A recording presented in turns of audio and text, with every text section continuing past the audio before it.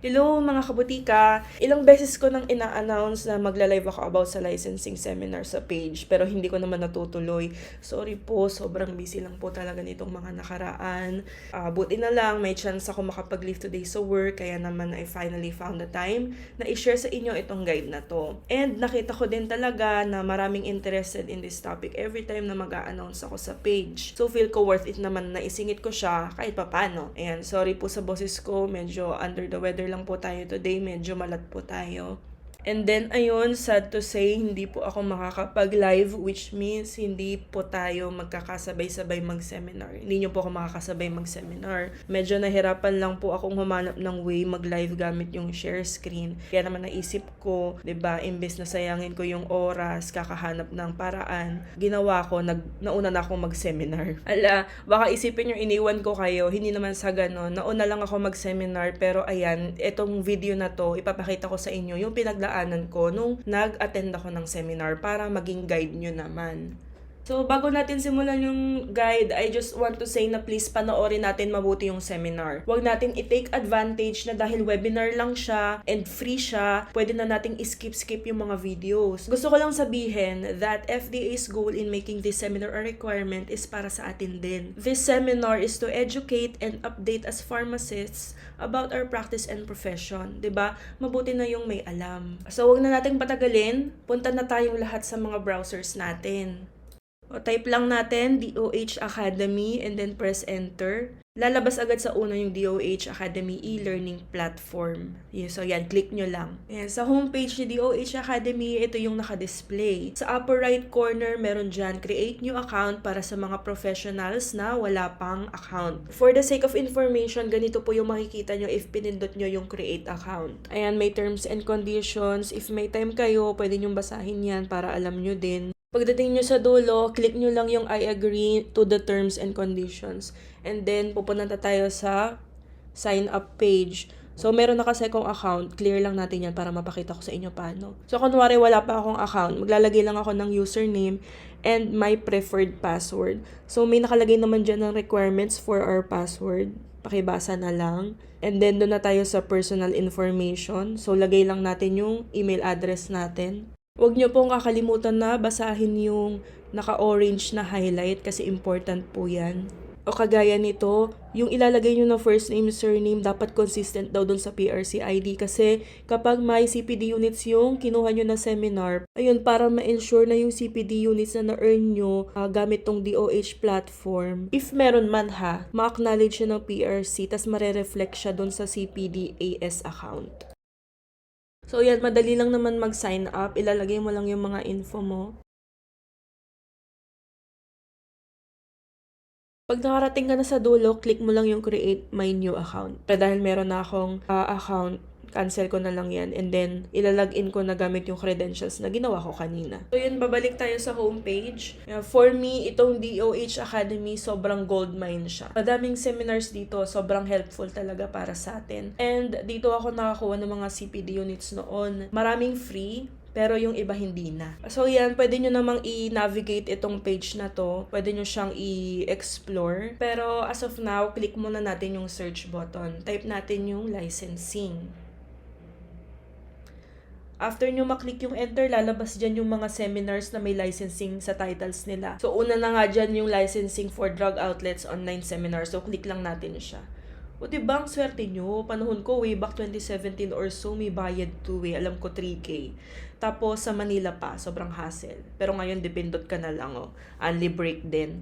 So ayun, ito yung mga steps na need natin to complete this seminar. So meron dyan 7 boxes, pero in total, 6 lang talaga yung steps niya kasi yung panghuli certificate na siya. Bago tayo mag-pretest, bigyan ko lang kayo ng konting context about this. So, yung pretest na to, this is to only test your existing knowledge about this topic. So, wag pong mabahala kung babagsak, okay lang po. Kasi yung post-test po ang magde-determine kung makakakuha po ng certificate. Bale, ito pong pretest, measurement only, kung ano na talaga yung alam mo about sa licensing. Ayan, ready na ba kayong i-take yung pretest natin? Okay, start na tayo. Ayan, so kung makita nyo, isang attempt lang yung allowed. So, ito yung makikita nyo. Meron siyang 20-item quiz. So, take the quiz as you normally do. Read the questions carefully and choose the best answer. Not sure lang ako kung para-peras tayo ng questions na lalabas. Pero ayun, ito yung lumabas sa akin. Ayun mga kabutika, pwede nyo pong i-post muna itong video and take the pre-test muna. Then after, punta na tayo sa next step natin. Ay wait, gusto nyo bang malaman kung ano score ko dito sa pre-test? Grabe, 65% lang ako dyan. Like what? Nagpa-process ako ng LTO pero 65% lang yung tama kong sagot. So ayun, huwag kayong ma-pressure sa pre-test kasi okay lang na bumagsak tayo dyan. Ang mahalaga, yung pumasa ka sa post-test. Yun naman talaga kasi yung goal nila, di ba? Para may matutunan ka. Hindi ko naman din sinabi na baliwalain nyo yung pre-test. Take your time din na basahin yung mga questions kasi ito yung magbibigay sa inyo ng idea kung ano talaga yung isa-seminar natin. Guys, hindi ko na ibibigay sa inyo yung sagot ko dito kasi syempre pre-test naman to. I-challenge nyo na lang din yung sarili nyo para alam nyo yung measurement ng knowledge nyo about sa topic na to. If okay na kayo, pwede na kayong mag-finish attempt. Ipapakita lang nila yung summary of attempts mo. So, pag meron kang na-skip na item na hindi mo nasagutan, makikita din naman dyan.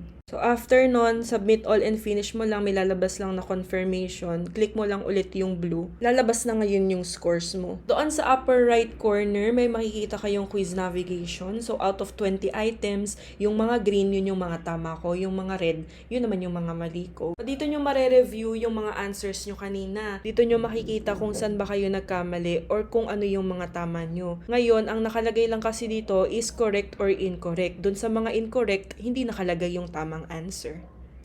Konting tip lang po, isulat or i-screenshot ang part na ito dahil same lang ang pre at post test.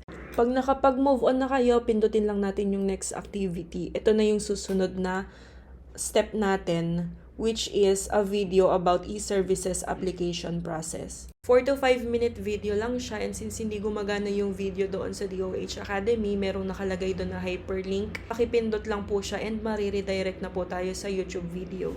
Pakiusap po na pakipanood po ang video kasi sobrang informational and sobrang makakatulong siya para masagutan natin yung post-test mamaya. Paki-post po muna ulit itong ating guide and then panoorin nyo po muna yung video ng e-services application process, and then after nyo po, balik na po kayo dito sa guide para sa next step natin. After nyo po matapos yung e-services application process video, click lang natin yung next activity and then mapupunta tayo sa next lecture natin. So, same as kanina lang po yan. If hindi po gumagana ang video, may hyperlink lang po dyan. Pakiclick lang po ulit and then mariredirect po ulit tayo sa YouTube video. Yung second na lecture po natin is medyo lengthy, 37 minutes and 57 seconds. Again, take your time para panoorin and tapusin yung video. Make sure na may na-absorb kayo. Tandaan, itong mga lectures and seminars natin, para din po sa atin ito.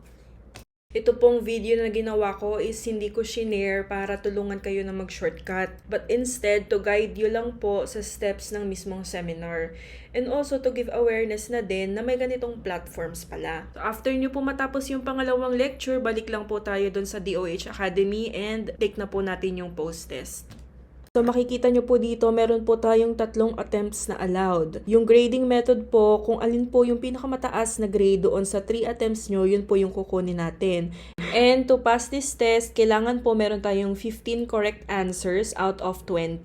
Pwede nyo na pong i-take yung test as long as you feel na ready na kayong mag-take. Pero kung hindi pa kayo confident i-take yung test, pwede nyo namang i-rewatch yung 2 videos.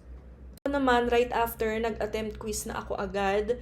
So, pag pindot nyo yan, makikita nyo na yung questions doon sa pre-test ay kaparehas lang ng sa post-test.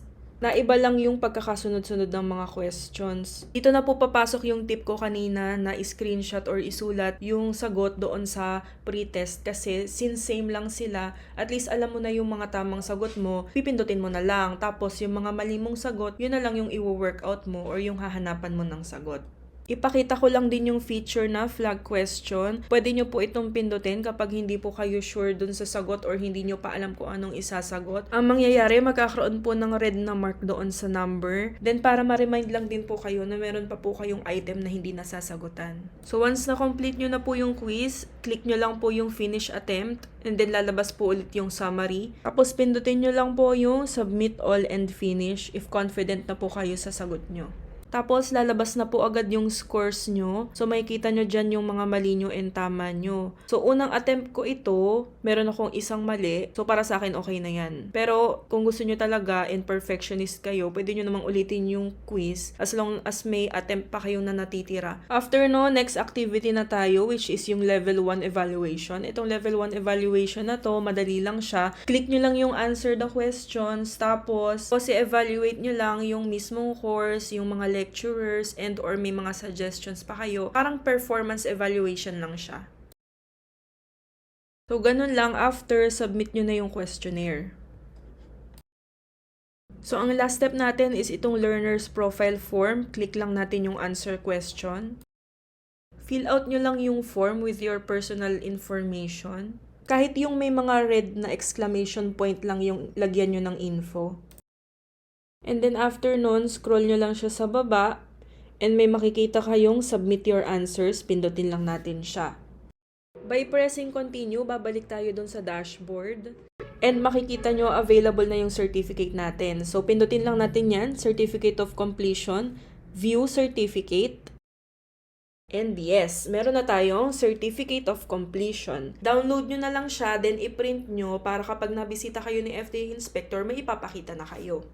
So, makikita nyo, di ba nakalagay, given this January 26, 2024. Pero, wala siyang nakalagay na expiration date. Totoo naman na wala pong expiration date itong Certificate of Completion natin. Pero, pag nakita ni FDA Inspector na sobrang tagal na, since nung last mo nakuha ng Certificate of Completion, pwede ka niya ulit i-require na umattend. So, yun lang po mga kabotika. Hopefully, nakatulong sa inyo and nakapagbigay ng awareness na may ganitong magagandang platforms ang DOH at FDA. Hindi lang kabayo binibigay nila sa atin, di ba? Charot.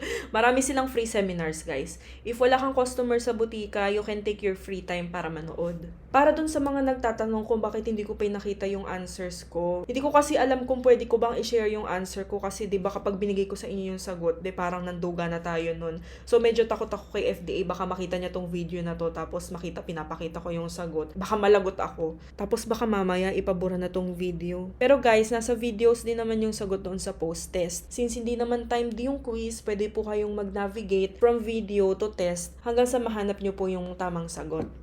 Thank you so much for watching our video. We hope to see you next time.